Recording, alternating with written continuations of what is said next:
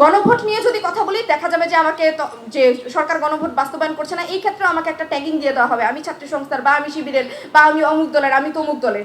এই যে আমার অধিকার নিয়ে আমি কথাটা বলতে পারছি না, অধিকার নিয়ে কথা বলার যদি কোনো জায়গা না থাকে আমি অধিকারের লড়াইটা তাহলে করবো কিভাবে?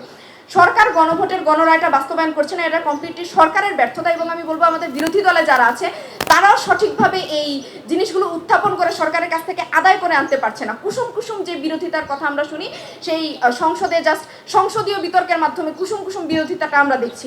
সরকার গণভোটের গণরায় বাস্তবায়ন করছে না, কেন করছে না? আমরা তো গণভোট দিয়েছি, আমরা গণভোটের জন্য কাজও করেছি। আমরা দেখেছি যে শুধুমাত্র কোনো রাজনৈতিক দলের মেয়েরা না, অরাজনৈতিক যারা আছে তারাও কাজ করেছে। একজন আরেকজনকে, আমার গ্রামগঞ্জে আমি দেখেছি আমার মা খালা চাচিদেরকে, তারা একজন আরেকজনের সাথে গিয়ে গণভোটের কথাটা বলছে যে আপনারা ভোট দিতে মানে ভোট যাকেই দেন না কেন আপনারা গণভোটে হ্যাঁ দেন। একজন আরেকজনের সাথে উঠান বৈঠকে বা একজনের সাথে সন্ধ্যাবেলায় যখন একজন আরেকজনের বাসায় আসা যাওয়া করে তখন তারা এই কথাগুলো বলছে।